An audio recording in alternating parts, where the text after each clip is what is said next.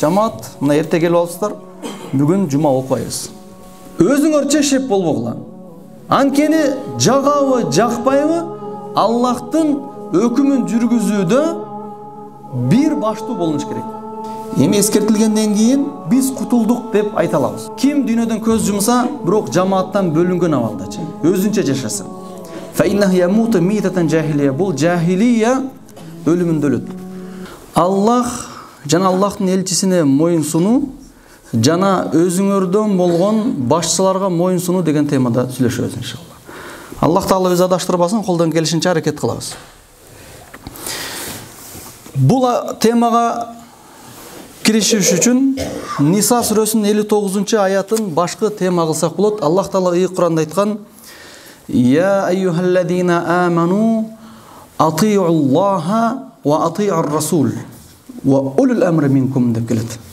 Мааниси: эй Аллага иман келтиргендер, силер Аллага моюн сунгула, жана Аллахтын элчисине моюн сунгула, жана өзүңөрдөн болгон башчыларга, валиул амрга баш ийгиле дейт.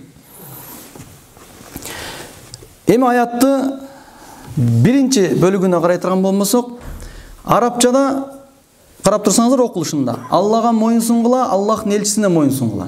Ати'у жана ати'у. Анткени экөө тең моюн сунгула деген буйрук бар. Анткени Кур'ан жалпы айтылат, аны толуктаганга пайгамбарыбыздын буйруктары бар, хадис. Ошондуктан пайгамбарга да баш ийгиле. Ошондо дин толук болот. Ал эми уландысында өзүңөрдөн болгон башчылар дегенде ва ати'у деген сөз жок, караңыздар. Кур'ан ушундай бир туура, анык, түшүнүктүү кылып берилген. Жана өзүңөрдөн болгон башчыларга ву деген сөз менен келет. Ал деген сөз эгерде Аллах жана Аллахтын элчисине моюн сунуунун ичинде болсо, анда боюн сунгула. Мисалы, мечит, мисал алып айтканда, мечит бир башкарма. Бул жерде биз Аллахка моюн сунууда барыбыз бир максат кылып келгенбиз. Бирок ушул жерде бирөөбүз башчыбыз. Туурабы, сиздерге хутба кылып атабыз, жакында намаз окуйбуз, азмаздан кийинчи. Ушуну сиздер аткарып атасыздар. Бул кайсы нерсенин ичинде болуп атат? Аллах жана Аллахтын элчисинин буйругунун ичинде болуп атат. Эгерде анын ичинде болбосо, мисалы, жамаат, мына эрте келип алыпсыздар, бүгүн жума окуйбуз, үйүңүздөргө бара бериңиздер десе, не кылабыз буга? Буга моюн сунулбайт. Тетирисинче жамаат жума окуйбуз, эртерээк келгиле десе, эртерээк келишиңиздер керек. Жамаат угуп турабыз. Жамаат бисмилла такбир айтылды, намазга турдук. Бардыңыздар, арасынан бир эки адам имам жакпайт болчу, мен окуйм десе койт, бул күнөө. Фарыздык деңгээлде моюн сунулат. Түшүнө алайлы да? А бирок мен ушул Аллахтын буйругунан чыгып бирдекен айтсам, анда моюн сунулбайт. Иншалла эми муну кеңейтип дагы сүйлөйбүз. Биринчи кезекте аяттын тафсиринде Аллага моюн сунгула, Аллахтын элчисине моюн сунгула деп жана айттык. Пайгамбарыбыз динди көрсөтүп, толуктап берген. Ал дагы Аллахтын буйругу менен. Анткени пайгамбар саллаллаху алейхи ва саллям ма янтиқ анил хава ин хуа илля вахюн юха деген аят бар. Пайгамбар өзү каалаган нерседен сүйлөйт. Сөз түрдө билдирилген нерседен сүйлөйт. Мисалы Кур'анда акимус сола деген буйрук бар. Намаз окугула дегенчи. Аны намаз окуйбуз, бирок кандай кылабыз? Аны пайгамбарыбыз минбарга чыгып үйрөткөн. Мен кантип намаз окуганымды көргөн болсоңор, кудду ушинтип окугула деген. Соллу кама раайтумуни усолли деген.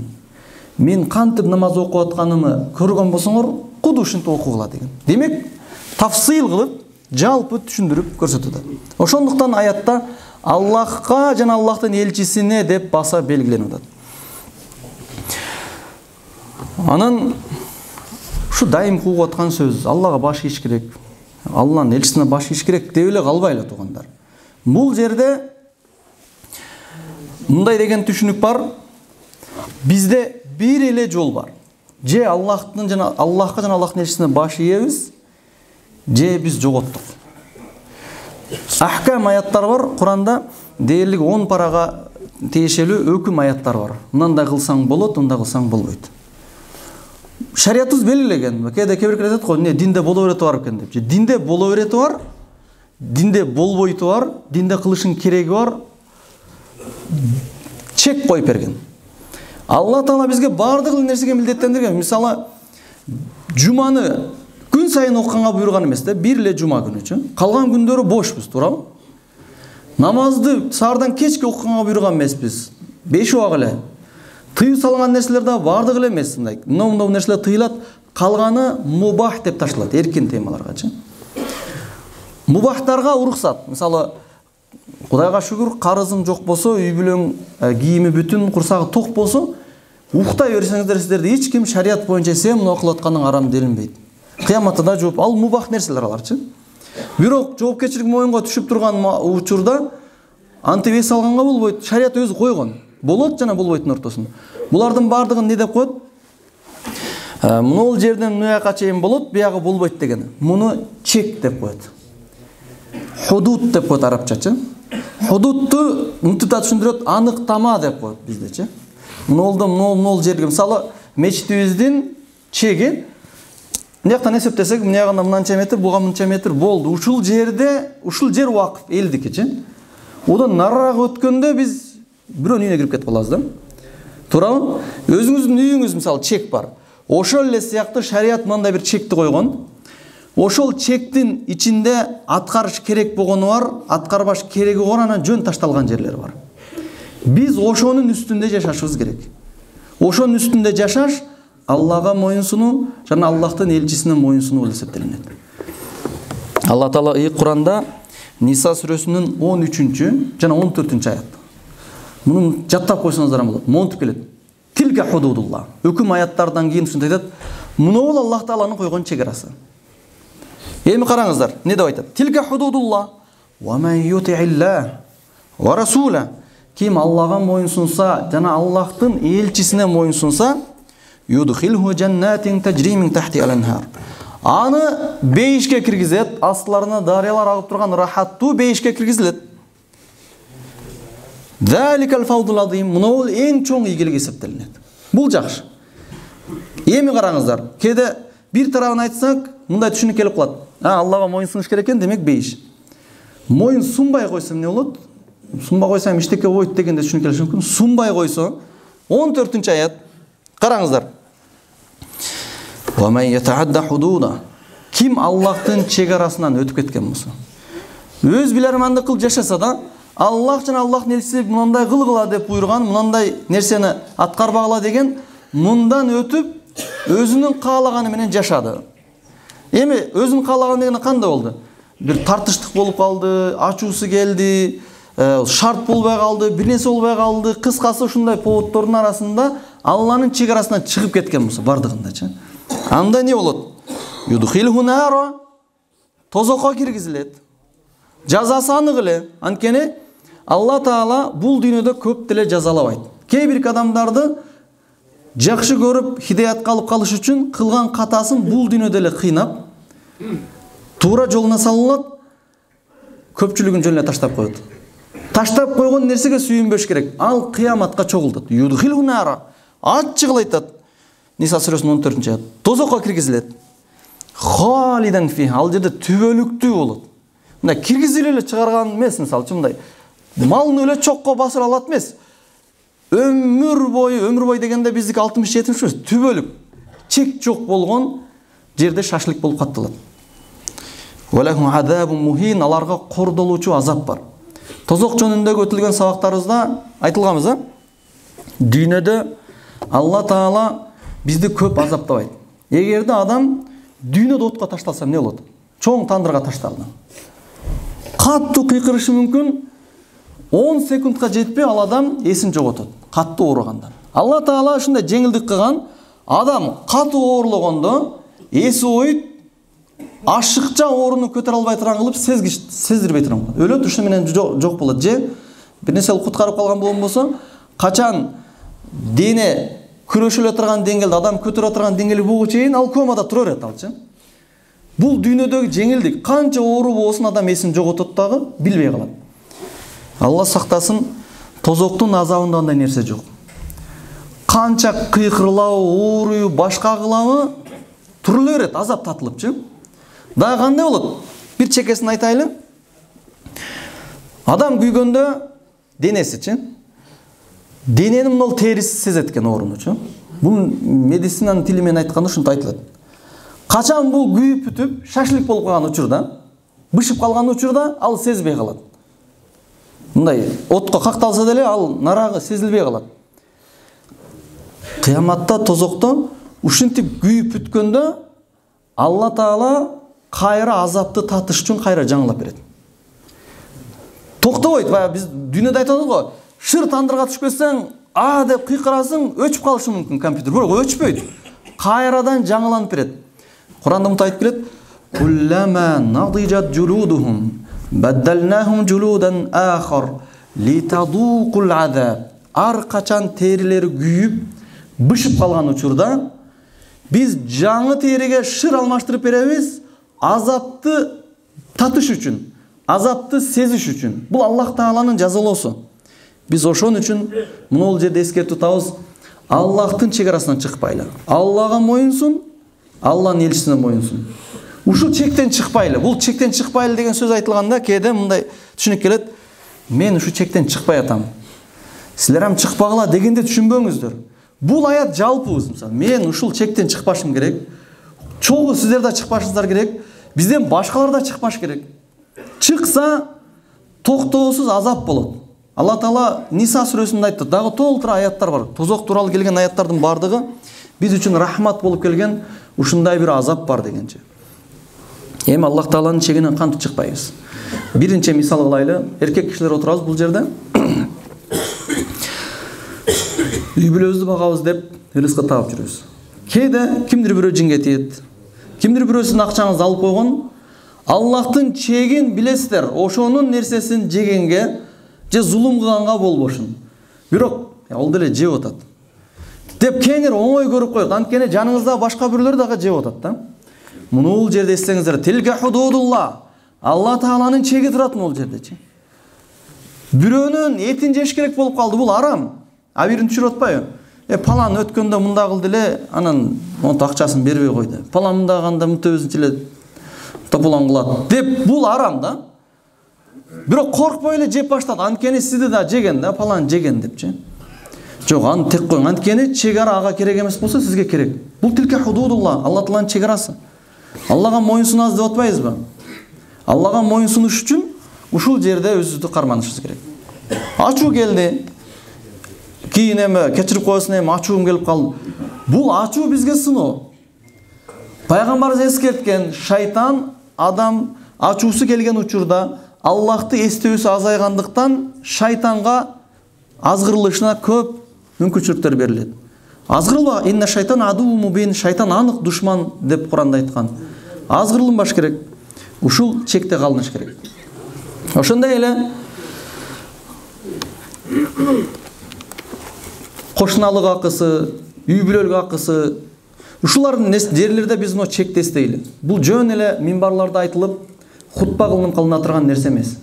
Балким бул сөздөрдү мен айтпасам, кыяматта биз жооп беришибиз мүмкүн эле. Бирок жоопкер деген сиздер кутулуп калбайсыздар. Кайсы бир кыяматта сурак болду, адамга эмне үчүн Алланын өкүмүнөн сен чыктың десе, мен билгенимде ушуну кылбайт болчумун деп кимдир бирөөгө жүктөгөнгө аракет кылат. Атасына, тууганына, аксакалдарга, илимдүүлөргө, имамына, ошол мечитте жүргөн, сабак берип жүргөн адам кимдир бирөөгө жүктөгөнгө аракет кылат. Бирок ошол адамдар дагы бири-бирден жооп берет. Бирок кутулуп калбайт туугандар. Бир аз жеңилдеши мүмкүн, бирок азап болот. Анткени чегара бузулду, бул бузулду алчы. Бирок кайсы бир деңгээлде жүктөлөт. Эми биз могул жерде эскертип атабыз. Эми эскертилгенден кийин биз кутулдук деп айта алабыз. Биз айтканбыз депчи. Бирок ага кошумча дагы эмне болот айтайынбы? Эгерде Алланын чегинде жашабасак, Аллахтын буйругунда жашабасак, кыяматка барган учурда Аллахым мен буга айтканмын депчи. Паланчанчы жылы, паланчанчы числоодо мунту айтканмын. Ошондо уккан болчу, кийин өзүм билген кан болчу. Ушундай дагы күбөлөр берилет. Бул жаныбыздагы адам биякта турсун. Ал учурда биздин денелерибиз, колубуз, бутубуз көбөлүп берет бизге каршы. Yawma yahtimu ala afwahihim wa tukallimu aydihim wa tashhadu arjuluhum bima kanu yaksibun деп келет. Ал күнү ооздар жабылат. Анткени биз бул дүйнөдө мындагабыз да, мойнубузга бир айып жүктөлсө, тилибиз менен кутулганга аракет кылабыз. Ондай эле, мындай эле депчи. Тилдер жабылат. Жана адамдын колу, дене мүчөлөрү эмне иш кылгандарынын бардыгына күбөлүк өтөт. Бул ушундай кылган. Мен басып барганмын, мен ушул нерсени кылганмын. Бүт нерсени денелерибиз күбө берет. Ошондой сот күнүнө чейин биз бул дүйнөдө Аллахка жана Аллахтын элчисине моюнсунушубуз керек. Аллахка жана Аллахтын элчисине моюнсунушубуз керек дегенде дагы эми түшүнүктүү болушун айтайлы. Алла Таала акыркы аяттарда мындай айткан: "Ал-яума акмалту лакум динакум." Бүгүн биз силерге мыйзамыңарды толук кылып бердик. Дин деген нерсе бул биздин Аллах тарабынан түшүрүлгөн бул өкүм, закон, мыйзам. Бүгүн диниңерди толук кылып бердим. Дин деген сөздүн мааниси жаза деген мааниси бар. Малики яумиддин деп Фатиха сурасында окуйбуз го.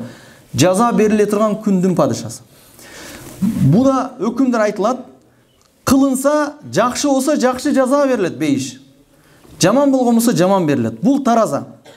Муну бул тараза, кааласаң ушул нерседе жаша, кааласаң өзүң билесиң.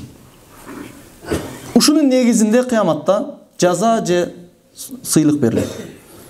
Ушундай күн келип калыштан алдын Аллахтын динине. Аллах Таала ал-яума акмалту лакум динакум. Диниңерди бүгүн толук кылып бердим. Бул аятты неге айтып атам? Караңыздар эле да. Дин толук кылынган. Болгону биз билбей атсак, ушуну билишибиз керек. Фасалу ахла зикра, билгендерден сурагыла. Ин кунтум ла та'ламун, билбесеңерди. Бирок биз өзүбүзчө эле жашоо закондорун өзүбүз ойлоп тапсак, ойлоп табылган нерсени киргизсек, эми ушундай да азыркы адамдар ушундай. Азыркы адамдарбы, мурунку адамдарбы динибиз ошого ылайыкташтырылып түшкөн. Биздин алсыздыгыбызга жараша. Эми азыр адамдар ушундай да ошого өзүнө жараша кылыш керек эле. Азыр мындай деп туруп биз Аллахтын чегарасынан чыксак, кыяматта биз жооп беребиз. Анткени Алла Таала бүгүн динди толук кылдым. Чыкканда биз динди толуктап атабыз да. Ооба эми динде эле жүрөбүз. Барбы? Биз динде эле жүрөбүз. Бирок деген нерсе бар. Бироктон бул жагы проблема да. Бирок азыр мындай да. Бирок азыр адамдар түшүнбөйт да. Бирок азыр мындай да деп туруп азырларды кошкон болсо, кыяматта бүгүн мен силерге динди толук кылып бердим десе, биз өзүбүзгө толуктап аткан болобуз. Муну бид'a деп коет. Бид'a десе только диндеги намаз окуу, ибадатты эле түшүнбөңүздөр. Бид'a жашоодо бар. Мына мисалы азыркы катындар түшүнбөйт да, ошон үчүн кыйын деп туруп канчалаган аялдар, канчалаган жетим балды талада калтат, бирок өмүр бир семья менен өтүп атат. Не десе, азыркылар түшүнбөйт да. Багыш керек. Динибиз ошого жарашаган. Мечиттен чыкпай эркек кишилерге мечитке буйрулган. Бирок азыр кыш ушундай болуп атат да, жосом азыр ушундай жетишпестик болуп атат да деп азыркыга төңкөбөйлө. Алла Таала жеңил эле кылган. Ушу менен жашаганга болот. Эми мисал айта берген болсо, кээде сын айтылып туруп, кээде напси, биздин напсибиз бир жерде турса, жамандыкка буйруп турган, анын жанында шайтан бар, туура эмес түшүнүп алат да. Мындай бардыгын өзү туура сүйлөгөндөй болуп калды. Эми жалпы өзүңүздөр түшүнүп аласыздар да. Жалпы аят Алланын өкүмүнөн чыкпайлы. Эгер Алланын өкүмүнөн чыксак, кыяматта жооп берилет. Анткени бизге толук түрдө динибиз толук кылып берилген. Жеңилдик кылып берилген. Эми аяттын улантысын айтабыз. Ва улул амри минкум. Жана өзүңөрдүн араңардагы баштыларга баш ийгиле. Бул кайсы нерседе? Аллахтын динин карманууда өз ара ким болбосун, шеп болсо, ошо шепке баш ийгиле. Өзүңөрчө шеп болбогула. Анткени жагабы, жакпайбы, Аллахтын өкүмүн жүргүзүүдө бир баштуу болуш керек. Миң баштуу болгон нерсени ылдыйда хадистерде өтөбүз. Пайгамбарыбыз кайтарган. Эми айтабыз, улул амру минкум, өзүңөрдөн болгон башчылар кимдер дегенде экиге бөлүнөт. Биринчиси аалымдар, дин үйрөткөн аалымдар, экинчиси өкмөт, башчы. Экөөнө тең баш ийиш милдет. Кээде экөө бир болушу мүмкүн, кээде бир болбошу мүмкүн. Тарыхтан бери келатат. Пайгамбарлык бир тарапта, падышалык бир тарапта. Бириккен күндөр болгон, мисалы Абу Ханифа мазхабы өнүккөн доор, бул падыша Харун Рашидтин доорунда болгон. Бул имам Мухаммад менен биргеликте шариаттын өкүмүн миллиметрге чейин карманып келген. Кээде мында ажыраган. Одан эле мурунку доор Абу Ханифа түрмөдө көз жумган. Бирок эмне болгон булардын бардыгында? Моюн сунуу деген нерсе боло берген. Жакпаса дагы, жакса дагы бизге тынчтык керек. Ошол нерседе калыныш керек. Бирок жөн эле сүйлөнөт го, ол мындай сын бериле бергенде, сөз таркатылганда же бир кайсы бир нерседе өкүм мага тиешеси эмес деген учурда бул туруктуулук жоголот. Муну шариятыбыз кайтарган. Алымдардын айткан сөзү бар. Эки түрдүү адам өз негизи жалпы эле эч кимдин этин жегенге болбойт, гыйбатканга болбойт, кемчилигин айтканга болбойт. Бирок өзгөчө эки түрдүү адамды гыйбат кылган оор күнөө. Биринчиси дин таркаткан алымдарды. Экинчиси падышаларды. Падыша дегенде өкмөттөн баштап мектептин директору нары министрге чейин чыгып кетет. Жаман болсо жакпай кала бериш керек, бирок фитна кылбаш керек. Анткени абал өзгөрүп турат. Тез-тез өзгөрүп атпайбы? Ал тагдыр Аллахтын колундагы нерсе. Эмнеге муну кайтарган? Биринчиси, алымдарды көп жамандаган болсо, анын каталары бар да албетте. Илимдүү менен адамдын каталары бар, мисалчы. Каталары оңдолуп кетпейт. Же башка адамдар анын катасын кылбай, только туурусун ала турган эмес, жалпы эле динди карманбай коет.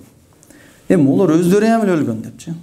Анткени мындай нерсе бар да, динди карманбай жүргөн адамдын кемчилдиги, динде үлгү боло турган адамдын кемчилдигинен табылып калса, ошол нерсе далил болот, ошол менен болду, алар дайым бар экен деп туруп жалпы кылбай кой. Ошондуктан алардын этин жегенге болбойт. Хадис бар, лухумул улама масмума, ошол илимдүү аалымдардын эти ууланган деген. Аны жегенде зыяны тиет. Сөзсүз түрдө урпактарынан Аллахтан корккон, таква, илимдүү адамдар чыкпайт. Бул сөз Абдулла ибн Аббастын айткан сөзү бар. Абдулла ибн Аббас айтат, илимдүү адамдарды көбүнесе бир туугандары, достору, кошуналары илиминен пайда ала албайт деген. Байкаңыздар, уулуңуз илимдүү. Бирок сиз ошодон көп сабак албайсыз. Эмнеге тоготпойсуз да? Кемчиликтерин жакшы билесиз да? Кошунаңыз илимдүү, одон пайда ала албайсыз. Башка сырттагылардан мындай таасирленесиз. Эмнеге? Мурун кичинекейинде нарушение кылгандан бери, мурун сөгүнгөндөн бери бардыгын билесиз дагы, тоготпойсуз. Историясы наракта калсын, бирок азыркы учурда Алланын өкүмү деген нерсе ушул нерсе менен кетти. Достору кабыл албайт, анткени достору чогуу жүрөт, чогуу чай ичет, сырдашат. Мындайча айтканда, майлы-майлылар көбүрөөк дагы алар да кабыл албайт дагы. Бул илимдүү адамдарды көбүнесе жакын адамдарды мурасынан кур калат. Өзү негизи жакын адамдар көбүрөөк пайда алыш керек болот. Тилекке каршы ушундай экен. Ал эмнеден бир эле нерсе кадырлабаштыктан келип чыга турган нерсе. Ошондуктан ушул нерсеге жол бербеш керек. Ким болбосун Алланын өкүмүнө чакырыла турган деңгээлде болгон болсо кабыл алына бериш керек. Бирок кабыл алынгандар болгон Абдулла ибн Аббастын достору көбүнчө илимдүү болгон эмес, андан алысыраак адамдар көп илимдерин алган. Анткени ол илимдүү алым болгон, мен Куранды аятма аят маанилерин билем деген.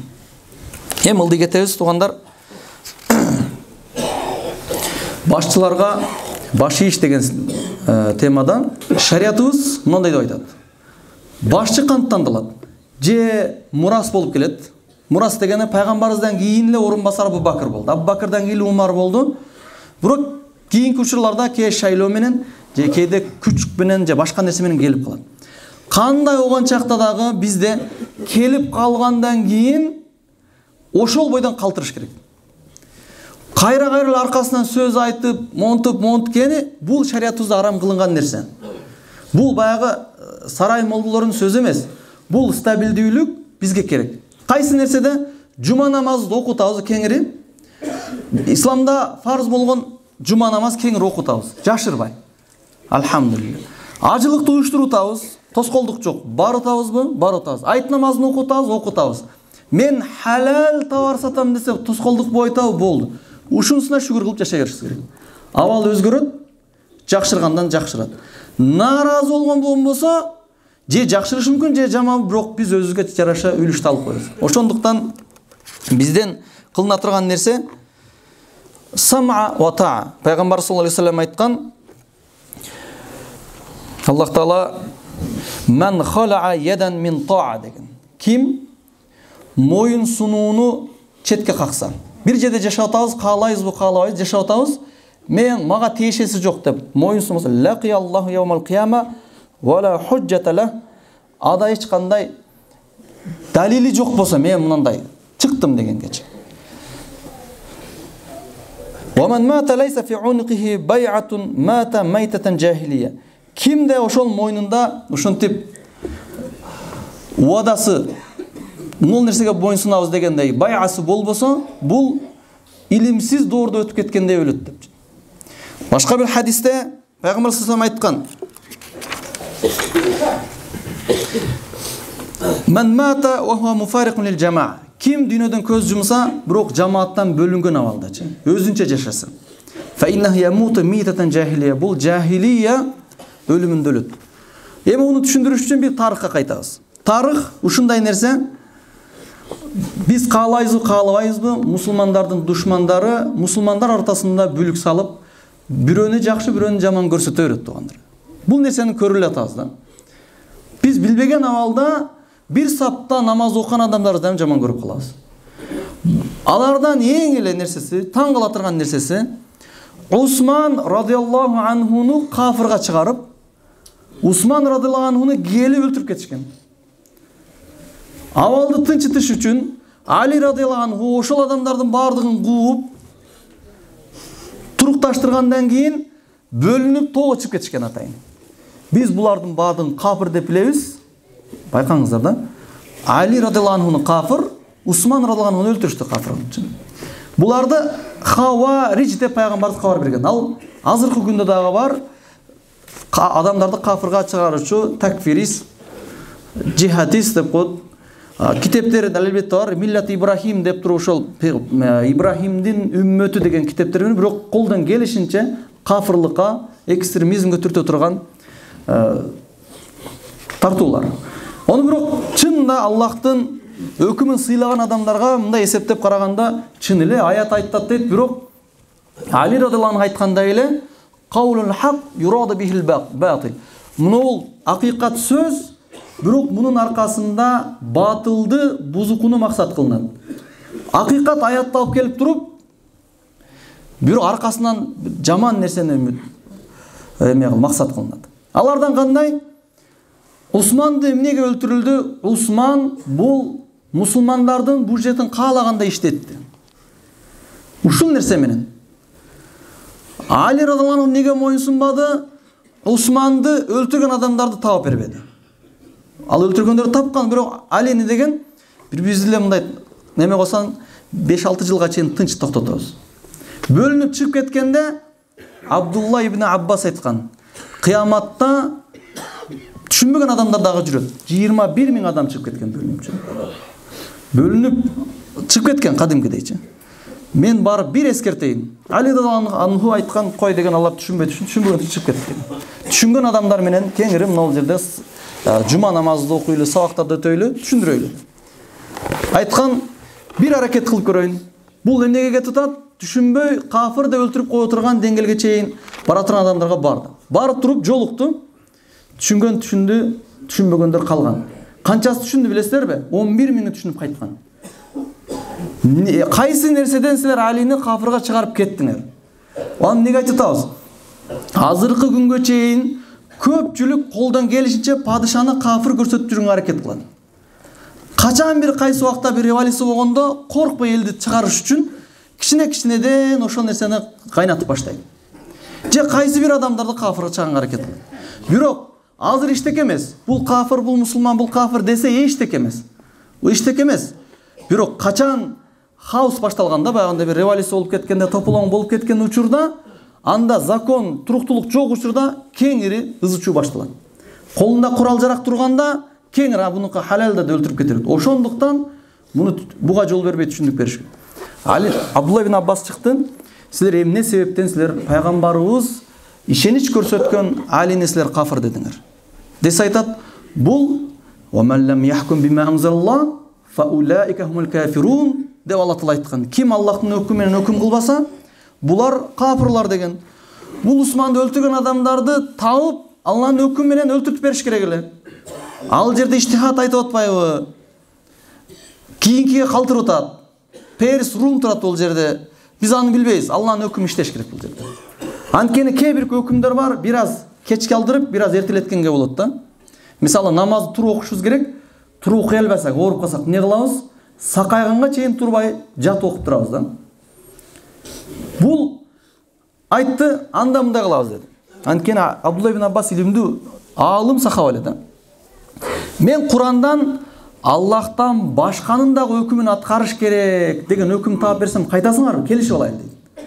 Түшүндүрөлү десек сөзгө барбай айтасыңар. Тапсаң кеттик деди.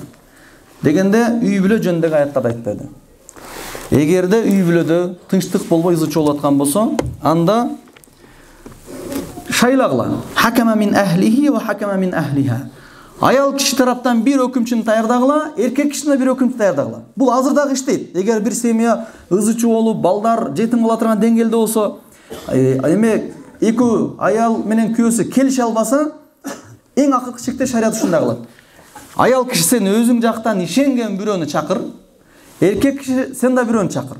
Ушундай адамдар болушун, ошол эркек киши моюнсуна турган деңгээлде авторитет болсун. Аял киши моюнсуна турган авторитет болушу. Өкүл. Ата-энеси эмес, ким болсо болор.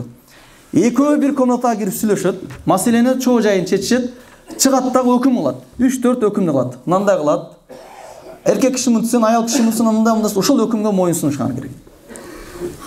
Хатта тафия иля амрилла дейт. Качан Алланын өкүмүнө кайтканга чейин.